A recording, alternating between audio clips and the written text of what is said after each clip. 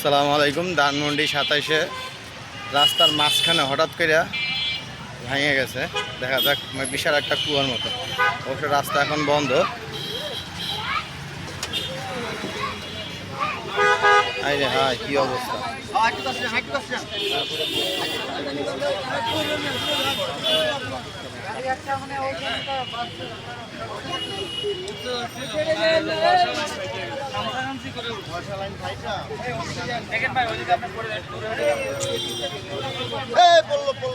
পড়লো জায়গা।